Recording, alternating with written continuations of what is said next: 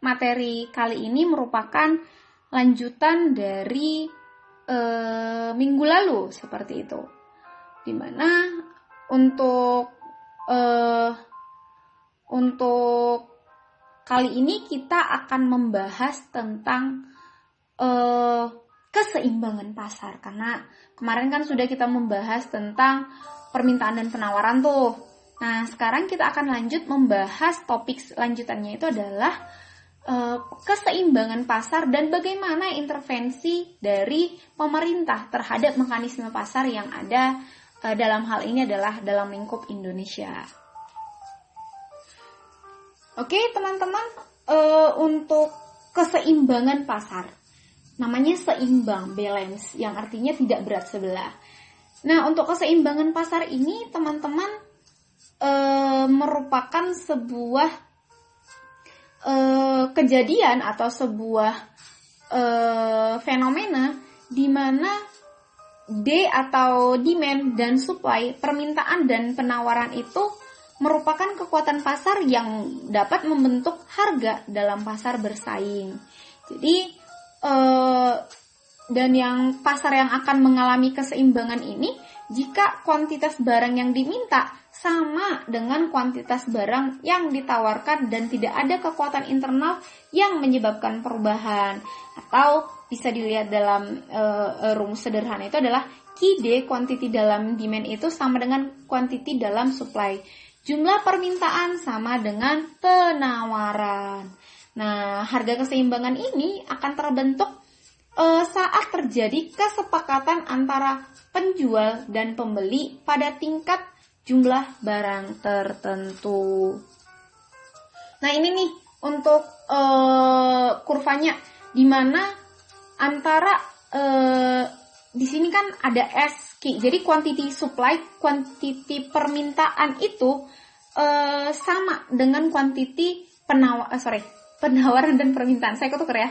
Demand itu adalah permintaan, sedangkan supply itu adalah penawaran. Jadi antara permintaan dan penawaran itu bertemu di satu titik. Jadi teman-teman bisa melihat garis S dan melihat garis D. Di sini mencapai titik tertentu, yaitu dalam harga 3 dengan jumlah 30 gitu. Jadi bisa dikatakan untuk market equilibrium atau keseimbangan pasar ini terjadi ketika jumlah antara permintaan dan penawaran ada di titik yang seimbang, ketemu di tengah gitu kalau bahasa Medan gitu ya. Nah, kita langsung masuk ke contoh soal aja untuk permintaan dan penawaran. Tadi kan QD itu adalah permintaan dan QS itu adalah penawaran. Nah, di sini ada persamaan di mana QD itu adalah 250 dikurang 5P dan QS itu adalah min 30 plus 2P. Jadi teman-teman, ini sebenarnya saya sederhanakan karena saya yakin teman-teman sudah lebih paham dari saya gitu. Kalau teman-teman masih ingat, ini dari mana 250, ini gimana min 5P? Ini adalah dari rumus permintaan yang gak usah saya terjemahkan dalam bentuk soal cerita. Ya mungkin nanti pas ujian aja kali ya gitu. Jadi ini dari rumus ya, QD. Persamaan ini dari mana? Ini adalah terjemahan dari rumus yang sudah kita bahas minggu lalu. Sedangkan ini adalah QS itu min 30 plus 2P. Nah, di mana untuk QS itu adalah hitungannya ribuan unit per tahun. Jadi untuk jumlah permintaan dan penawaran itu dalam jumlah 1000 unit per tahun. Dan sedangkan P-nya itu nanti dalam hitungan jumlah rupiah, juta rupiah per unit.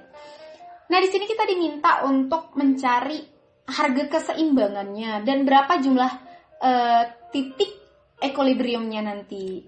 Nah, sudah saya buatkan juga di sini, di mana kan persamaan dari keseimbangan pasar itu adalah QD sama dengan QS. Sedangkan ya sudah, tadi sudah ada persamaannya, teman-teman tinggal memasukkan saja dalam persamaan itu. Dimana QD itu kan 250 dikurang 5P, dan sedangkan untuk QS-nya itu adalah min 30 plus 2P. Nah, kalau misalkan ada yang nanya, Bu, kok tiba-tiba ada 280? Ini yang namanya penghitungan yang sejenis. Yang min 30 disamain ke sebelah kiri. Yang awalnya itu minus diganti menjadi positif. Ini juga sudah perhitungan sederhana ya teman-teman. Kayaknya nggak usah saya tekankan kembali. Ya, teman-teman sudah mahasiswa. Ini perhitungan waktu SD ini malah. Jadi yang sejenis dikumpulkan menjadi satu tempat. Yang ini kan nggak ada belakangnya P, ini nggak ada juga. Jadi yang 30 ini dipindah ke ruas kiri. Yang jadinya 250 plus. Kenapa plus? Yang awalnya kurang atau negatif menjadi positif. Jadi 250 ditambah 30, hasilnya itu adalah 280. Kemudian yang ini kan 5P, 2P mereka sejenis jadi disatukan.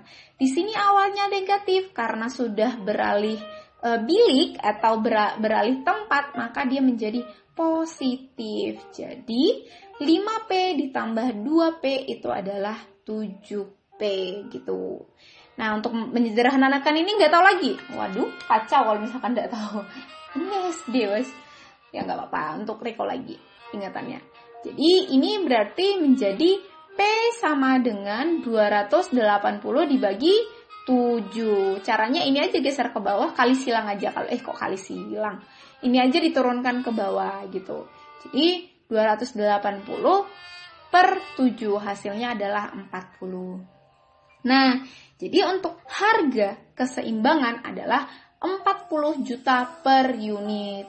Dan tadi kan ditanya harga keseimbangan dan jumlah keseimbangan. Harga dan jumlah itu berbeda, teman-teman. Jadi untuk jumlah keseimbangan, ya tinggal masukkan aja ke salah satu persamaan. Misalkan di sini adalah yang kita ambil 250 dikurang 5P. Maka berarti untuk jumlah keseimbangannya adalah 250 dikurang 5. Kan P-nya tadi 40. Jadi 5 dikali 40 sama dengan 200. Ya, berarti 250 dikurang 200 adalah 50.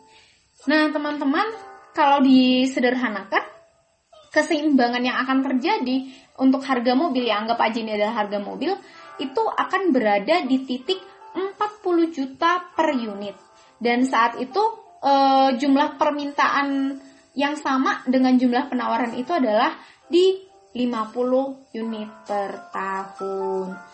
Jadi kemarin kan sudah saya minta teman-teman untuk mengerjakan contoh soal tadi. Di sini saya minta teman-teman untuk menggambarkan kurva dari keseimbangan permintaan dan penawaran dari harga mobil ini. Ya gampang sekali ya, cuman buat X dan Y atau price dan quantity, buat berapa permintaan, berapa penawaran, titiknya berada di mana. Ya udah gampang banget saya kira seperti itu. Supaya teman-teman ada catatan juga selama di kelas saya, kelas online ini. Nah, teman-teman, untuk masalah keseimbangan pasar tadi kita anggap sudah selesai, karena inti dari keseimbangan pasar itu adalah permintaan dan penawaran berada di titik yang sama gitu, berpotongan lah gitu ya. Oke, kita akan membahas tentang surplus ekonomi. Tadi persamaan, sekarang kita keseimbangan, sekarang kita membahas tentang surplus dari ekonomi. Ya, surplus ekonomi namanya surplus berarti penambahan atau apa ya? Peningkatan gitu. Peningkatan ekonomi. Untuk dalam hal ini adalah price dan juga untuk konsumen dan juga produsen. Untuk surplus konsumen itu atau konsumen surplus itu bisa dikatakan sebagai selisih antara jumlah yang konsumen sedia bayarkan dengan yang harus dibayar. Sedangkan untuk surplus produsen itu yaitu selisih antara jumlah yang diterima dengan yang mereka harapkan untuk dibayar. Seperti itu. Nanti kita akan lihat di grafiknya supaya lebih jelas, teman-teman. Dan teori surplus ekonomi ini sebenarnya sangat bermanfaat dalam menganalisis dampak campur tangan pemerintah. Dan campur tangan pemerintah dianggap makin buruk ketika total kehilangan surplus ekonomi atau kehilangan surplus konsumen plus produsen itu semakin besar, atau sering dikenal dalam bahasa Inggris adalah deadweight loss, yang artinya ya minus gitu. Ya enggak sih? Ketika makin minus, ya intervensi dari pemerintah itu dianggap gagal. Nah, untuk keseimbangan grafiknya ini bisa dilihat. Yang pertama itu ketika semakin ini antara penawaran dan permintaan, teman-teman bisa melihat sendiri di gambarnya. Ketika penawaran itu yang garis yang D, sedang C ke D, sedangkan permintaan itu A ke B. Jadi yang untuk garis X-nya itu adalah harga dari keseimbangan itu, dan garis Y itu adalah jumlah atau quantity, jumlah keseimbangan. Jadi ini bisa dilihat juga salah satu grafik keseimbangan pasar tadi. Namun untuk melihat seseorang itu surplus atau minus seperti itu bisa dilihat dari grafik yang warna biru. Di sini kan dikatakan surplus konsumen. Ya tentu saja, karena untuk jumlah keseimbangannya itu berada di titik ini, di titik E. Namun apabila si konsumen mendapatkan harga yang warna biru, maka dia akan dikatakan sebagai surplus. Sedangkan untuk konsumen ya teman-teman, sedangkan untuk produsen itu ada di warna ungu gitu. Jadi intinya teman-teman, untuk melihat surplus dan dari produsen dan konsumen itu tentunya berbeda dari di bawah garisnya, di bawah garis dan di atas garis si penawaran gitu ya teman-teman. Kemudian pasar tadi selain bisa seimbang, bisa surplus, pun pasar bisa terjadi kegagalan pasar. Nah, tadi kan dikatakan bahwasanya pasar itu kan bisa menjadi alokasi sumber daya yang efisien, bisa asumsinya apabila pasar itu efisien apabila asumsinya itu terpenuhi. Misalnya pelaku ekonominya itu bersifat rasional, kemudian memiliki informasi yang sempurna, kemudian pasar itu terbentuk persaingan yang sempurna dan barang bersifat private. Dan dalam proses pertukaran pun tidak terbatasi oleh dimensi waktu dan tempat. Ini contohnya adalah all shop, gak dibatasi oleh dimensi ini kan, waktu dan tempat, dan bisa kapanpun dan di mana saja gitu, tinggal klik.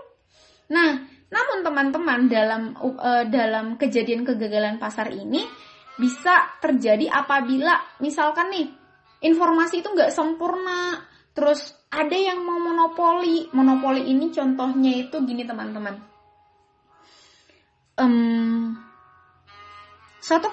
Ini beneran kejadian yang terjadi ya teman-teman, kejadian nyata, kisah nyata oleh salah satu pedagang di, ya sebut saja di pasar X. Awalnya itu pedagang yang di pasar X ini menjual beras itu sekilo dengan harga 10.000 per kilo, misalkan seperti itu. Jadi pedagang A, B, C, D, E, F, G itu semua menjual beras itu dengan harga 10.000. Namun tiba-tiba ada pedagang X, pasar X, orang X lagi ya, pedagang Z, ya kita langsung analogiin aja ya orang-orangnya ya teman-teman. Ini contoh ya, jangan nanti besok-besok, wah Rikme itu penjual beras gitu, bukan. Jadi semisal teman-teman lagi jualan di UKSW, terus ada Jessica, Rikma, Rizka, Loriana, Octavia, itu jualan beras itu harganya 10.000. Namun datang nih si Bagas, si orang kaya, anak sultan misalkan. Bagas ngeborong tuh semua beras yang dipunya sama si Jessica dan kawan-kawan. Setelah diborong dengan harga 10.000 nih misalkan. Terus si Bagas ngejual lagi buat toko di sana untuk dijual kembali apa yang sudah dibeli dengan harga yang lebih murah gitu. Terus setelah itu si Bagas masih tetap aja beli punyanya si Jessica dan kawan-kawan, yang pada akhirnya stok dari si Jessica dan kawan-kawan itu habis, yang mengakibatkan tinggallah si Bagas yang jualan di pasar. Akibatnya yang harganya biasanya 10.000 karena udah nggak ada saingan, udah nggak ada yang jual lagi, akhirnya dia tingkatin lah harga yang awalnya dia jual 9.500 karena ada pesaing. Setelah dikuras semua yang dari kiri kanan, akhirnya dia menjual dengan harga yang tinggi. Nah, ini juga bisa dilihat teman-teman ketika kejadian antara ojek online, antara Uber dan Grab. Uber, Grab, dan Gojek ini merupakan salah satu persaingan yang kurang sehat juga ya teman-teman. Teman-teman mungkin sekarang melihat Uber itu sudah tidak ada. Ini merupakan korban dari persaingan yang kurang sehat. Jadi si Grab ini sebenarnya ya sedikit jahat teman-teman. Ya walaupun kita kan menikmati diskon-diskon yang dimiliki. Jadi salah satu upaya yang dilakukan oleh si Grab ketika itu adalah membuat harga atau tarif yang sangat murah dengan promo-promo yang sangat menarik yang mengakibatkan Gojek dan Grab itu bersaing. Padahal Uber tidak mumpuni dengan harga yang begitu. Pada akhirnya, misalnya kalau itu dulu banget ya 2017, 2018 itu saya masih megang 3 aplikasi itu. Karena ya saya dulu kuliah di Sentul. Kalau teman-teman tahu bagaimana di sana itu nggak bebas akses transportasi publik. Akhirnya saya biasanya untuk misalnya ke gereja nih, mau ke gereja itu kan ke bawah, kalau nggak ke Cantidharma saya ke daerah Cibinong. Nah, untuk ke bawah itu saya pasti cek dulu harga. Saya lihat di Grab misalkan harganya itu 15.000. Saya lihat di Gojek 17.000. Saya lihat di Uber biasanya itu sampai 25.000. Ya otomatis para pelanggan yang dalam hal ini adalah saya paling memilih si Grab ataupun si Gojek kan, seperti itu. Namun karena hal ini dilakukan oleh si Grab itu dengan cara memberikan promo-promo yang tinggi tadi teman-teman, dengan harga yang paling murah. Dan pada akhirnya si Uber itu bangkrut karena pelanggannya semakin kabur, tidak ada yang mau menggunakan jasanya. Pada akhirnya dia bangkrut dan diakuisisi oleh si Grab. Jadi sekarang Grab dan Grab dan Gojek itu lagi sengit-sengitnya juga. Teman-teman juga ngikutin informasi tentang perkelahian atau gesekan yang terjadi antara Grab dan juga Grab dan juga Gojek, yang dimana tarif yang dibuat oleh si Grab itu gak rasional kadang. Ya memang benar sih, kadang potongan dengan diskon yang diberikan itu bisa mencapai yang namanya bahkan cuman 25% dari harga normal. Yang misalkan 20.000, tapi dengan diskon-diskon yang ditawarkan oleh Grab itu membuat pelanggan hanya membayar 5.000 saja. Tapi ini salah satu upaya yang dilakukan Grab teman-teman ya, dalam upaya monopoli. Dia membuat harga 5.000 itu supaya si Gojek itu bangkrut juga. Padahal ingat loh teman-teman, Gojek itu adalah produk asli Indonesia. Grab itu adalah impor teman-teman dari Singapura. Walaupun orang yang pemilik aslinya itu adalah warga negara Malaysia ya kalau nggak salah, saya lupa. Nah teman-teman, jadi ini salah satu contoh kegagalan di pasar, yang akhirnya satu orang atau satu perusahaan yang memonopoli pasar tersebut. Kemudian eksternalitas, barang publik, dan yang terakhir itu adalah barang altruism. Teman-teman, saya minta untuk menjelaskan kelima kegagalan pasar ini yang terjadi itu apa, dan silakan berikan contohnya. Seperti itu. Nanti saya buat dalam bentuk kuis di pertemuan ini. Seperti itu ya. Kemudian intervensi pemerintah. Kita akan berbicara intervensi pemerintah. karena kegagalan pasar ini yang sering menuntut campur tangan dari pemerintah. Namun untuk campur tangan pemerintah itu harus diperhatikan kalau tidak semua campur tangan pemerintah itu memberikan hasil yang baik, teman-teman, walaupun ya tujuannya baik gitu. Salah satu masalah terbesar yang dihadapi pemerintah dalam menentukan kebijakan itu adalah adanya trade-off, atau ya trade-off juga teman-teman sudah ketahui kemarin, sudah kita bicarakan, ataupun konflik antara tujuan-tujuan yang ingin dicapai. Tujuan nasional juga salah satunya. Misalnya nih ada konflik antara tujuan efisiensi dengan pemerataan. Efisiensi dalam artinya ini langsung dibuat di atas nih misalkan agar harga rumah yang terjangkau bagi rakyat kecil nih, atau kalau teman-teman masih ingat DP 0% yang akhirnya juga ya janji manis kampanye gitu, atau ya ada 0% tapi dengan berapa ini gitu. Untuk harga rumah yang diharapkan terjangkau untuk masyarakat, bagi masyarakat penghasilan rendah seperti itu, maka pemerintah memberikan subsidi, tetapi pemberian subsidi itu sebenarnya mengorbankan efisiensi yang lain, karena uang subsidi itu harusnya bisa dialokasikan untuk sektor-sektor yang lebih produktif, namun pada akhirnya diberikan ke bantuan rumah murah tadi gitu loh. Jadi ini juga salah satu yang bisa dilihat, intervensi pemerintah itu sebenarnya pun terjadi konflik antara subsidi dengan sektor-sektor yang sebenarnya lebih membutuhkan gitu ya. Nah, tujuan intervensi pemerintah itu ada 5. Yang pertama itu untuk menjamin agar kesamaan hak bagi setiap individu itu dapat terwujud dan eksploitasi itu dapat dihindarkan. Ini merupakan salah satu perwujudan dari Pancasila. Sila ke berapa teman-teman? Keadilan sosial bagi seluruh rakyat Indonesia. Nah, kemudian itu yang kedua adalah menjaga agar perekonomian dapat tumbuh dan mengalami perkembangan yang teratur dan stabil. Apabila perkembangan ekonomi kita stabil, meningkat, dan bukan hanya saja membanggakan secara nasional dengan kesejahteraan yang meningkat, pun akan meningkatkan rating posisi Indonesia di kancah dunia internasional. Yang ketiga itu mengawasi kegiatan-kegiatan perusahaan, terutama perusahaan besar yang dapat mempengaruhi pasar, agar mereka itu nggak memonopoli atau menjalankan praktek-praktek monopoli yang merugikan.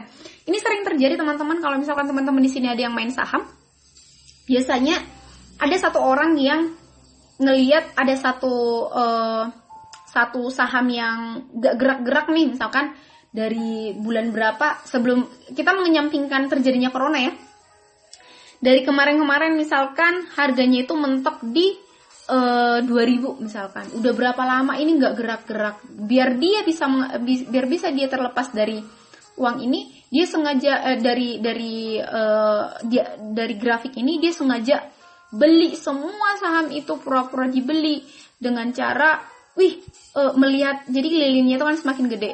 Mungkin teman-teman kurang paham ya masalah saham, tapi intinya monopoli yang tadi deh, Grab tadi deh, yang kalau misalkan teman-teman ini, biar nggak ada satu perusahaan yang memonopoli pasar gitu. Yang kemudian itu nomor 4, menyediakan barang publik untuk meningkatkan kesejahteraan masyarakat tentunya, misalkan beras tadi. Yang terakhir itu adalah mengawasi agar eksternalitas kegiatan ekonomi yang merugikan masyarakat dapat dihindari atau dikurangi. Namun Indonesia hari ini, yang kemarin Jokowi juga marah, cangkul aja diekspor dari Cina, apa kurang bagus apa Indonesia bisa memproduksi cangkul, kata Jokowi ketika itu. Itu juga, ini adalah tujuan dari intervensi dari pemerintah atau campur tangan dari pemerintah itu sendiri. Nah, kemudian teman-teman, ini juga masih bagian dari intervensi pemerintah itu. Biasanya pemerintah akan melakukan 3 hal ini. Yang pertama itu adalah kontrol harga, yang kemudian itu adalah tarif dan kuota, yang terakhir itu adalah pajak dan subsidi. Dimana untuk kontrol harga itu, tujuan dari kontrol harga itu adalah untuk melindungi konsumen dan produsen tentunya. Misalnya menentukan harga dasar, yaitu tingkat harga minimum yang diberlakukan. Kemudian harga tertinggi, yaitu batas maksimum harga penjualan oleh produsen, dan kuota itu adalah salian dalam pembelian. Pemerintah mempengaruhi tingkat harga dan melakukan kebijaksanaan kuota atau pembatasan produksi. Contohnya yang paling sederhana adalah teman-teman ketika dilakukannya rapid test. Rapid test itu kan dulunya itu suka-suka perusahaan rumah sakit buat harga, ada yang 500, ada yang 350, ada yang 750, ya suka-suka harga mereka gitu. Namun karena konsumen merasa dirugikan, pada akhirnya pemerintah memberikan aturan bahwasanya harga tertinggi untuk cek rapid itu adalah 150. Dan bahkan ini pun untuk tes swab ini juga sebenarnya lagi digodok di atas untuk peraturannya, karena sebenarnya harga dari swab itu paling berapa, namun ada beberapa oknum perusahaan swasta, baik itu rumah sakit, berupaya untuk menaikkan harga swab untuk mencari keuntungan gitu. Jadi kan ini juga melukai konsumen pada akhirnya, karena harganya suka-suka hidup mereka buat tarif gitu. Jadi pemerintah lagi menggodok untuk menentukan harga tertinggi berapa, harga minimum dan harga tertinggi dari swab test tadi. Dan contoh lain itu teman-teman, kalau yang cowok-cowok yang ngerokok atau papanya teman-teman yang ngerokok gitu, di rokok itu juga tertera HET, harga eceran tertinggi. Itu untuk melindungi siapa? Melindungi konsumen. Dan juga minimum ada harga minimum berapa, itu apa? Untuk apa? Melindungi si produsen gitu ya.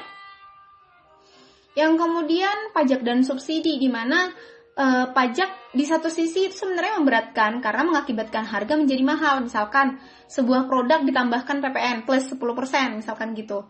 Namun teman-teman, di sisi lain itu pajak itu dibutuhkan sebagai salah satu sumber penerimaan negara untuk membiayai fungsi-fungsi khususnya dalam redistribusi pendapatan dan sebagai alat stabilisasi ekonomi. Karena gini teman-teman, pajak yang kita bayarkan, makanya pemerintah selalu mengajak masyarakat dengan persuasif untuk membayar pajak, bukan hanya sekedar bayar pajak yang kita punya, misalkan beli di KFC atau di mana gitu yang ada penambahan pajak 10%. Itu sebenarnya positifnya menjadi salah satu pendapatan pemerintah, pendapatan negara, dan pendapatan itu pun akan dialokasikan dananya untuk masyarakat juga teman-teman. Salah satunya APBN itu dialokasikan kan dananya kepada pendidikan berapa persen, 20% misalkan seperti itu. Dan itu juga pendapatan dari pajak ini akan dikembalikan kepada masyarakat dalam bentuk yang berbeda. Dan berikut itu adalah subsidi. Nah, subsidi juga dapat dipandang sebagai pajak yang negatif, karena subsidi menambah pendapatan nyata, ya dong, untuk subsidi yang dilakukan oleh pemerintah. Yang terakhir itu adalah tarif dan kuota. Dalam sistem perekonomian yang terbuka, melakukan transaksi dengan perekonomian luar, maka harga barang yang berlaku adalah harga internasional. Yang menjadi persoalan itu adalah, ya bila harga domestik lebih tinggi daripada harga dunia, itu yang menjadi salah satu hal yang harus diperhatikan pula. Misalkan minyak bumi ketika itu nggak mungkin kan Indonesia membuat harga yang lebih tinggi, jadi harus ada yang namanya penekanan dari tarif tersebut. Dan yang terakhir itu adalah sebab dengan mekanisme bebas pasar tadi itu terpaksa dilakukan impor untuk memenuhi kebutuhan dalam negeri. Misalkan apa yang kita butuhkan, ketika kemarin itu ada alat pelindung diri APD sampai diimpor karena ya negara belum mampu untuk sebenarnya mampu sih, cuman ya entahlah masyarakatnya nggak mampu membuat ketika itu atau bagaimana, atau memang itu adalah permainan politik di atas gitu. Kita tidak menutupi kemungkinan seperti itu. Nah teman-teman, ya sebenarnya walaupun dari sudut pandang konsumen dalam hal ini menguntungkan, tapi demi melindungi industri dalam negeri, pemerintah menempuh kebijakan protektif yang memberlakukan tarif ataupun pajak impor dan kuota impor dalam membatasi jumlah impor. Biasanya ini adalah barang-barang internasional, misalkan produk Apple, iPhone, tab, dan lain-lain setelah masuk di Indonesia. Sebenarnya memang di luar negeri itu kan bisa saja teman-teman lagi hunting ke Singapura untuk beli iPad gitu. Di Indonesia iPad mini 5 itu ya anggap aja 5 juta gitu. Tapi kalau di luar negeri itu bisa dapat cuman 4 juta misalnya gitu. Ketika teman-teman balik ke Indonesia kan dikenakan pajak juga berapa persen misalnya gitu. Itu salah satu upaya yang dilakukan oleh negara untuk mencegah yang namanya market tadi, seperti itu. Ya. Oke, untuk kesimpulan. Thanks God, ini sudah di kesimpulan. Teman-teman, jadi dari pertemuan minggu lalu dan hari ini bisa disimpulkan sebenarnya dalam mekanisme pasar itu sebenarnya terdapat 2 hukum utama, yaitu hukum permintaan dan hukum penawaran. Di mana hukum permintaan itu mengatakan bahwasanya semakin tinggi suatu harga, maka permintaan akan semakin menurun. Beda dengan penawaran, semakin tinggi harga, maka yang ditawarkan pun akan semakin tinggi pula. Nah, dalam mekanisme pasar ini harus dilakukan oleh berbagai pihak, misalnya produsen, distributor, dan juga konsumen, yang pun ada intervensi, di mana intervensi itu dilakukan untuk menyeimbangkan pasar oleh pemerintah ataupun negara. Dan hal ini juga diupayakan untuk mencegah kegagalan pasar yang berdampak bukan hanya pada masyarakat di satu wilayah, namun masyarakat secara luas. Oke teman-teman, thank you for today. Terima kasih untuk materinya, terima kasih untuk sudah menonton video ini, dan saya harap materi ini cukup ringan ya untuk materi minggu ini. Minggu lalu mungkin teman-teman rada bingung untuk, ya saya anggap sih materi ini cukup sederhana ya. Saya nggak menggunakan bahasa yang tinggi-tinggi pula, namun saya harapkan pun kalau misalkan ada pertanyaan silahkan. Dan teman-teman kalau misalkan mau mencari sendiri jawaban Anda ya silahkan pula, karena teman-teman kan dunia ada di genggaman Anda, seperti itu. Handphone maksudnya gitu. Oke teman-teman, terima kasih untuk materi ini, terima kasih untuk hari ini, dan saya harapkan untuk teman-teman selalu jaga kesehatan tentunya, dan untuk belajar mandiri untuk materi di saya maupun di dosen-dosen lain tetap belajar secara produktif. Akhir kata saya ucapkan terima kasih.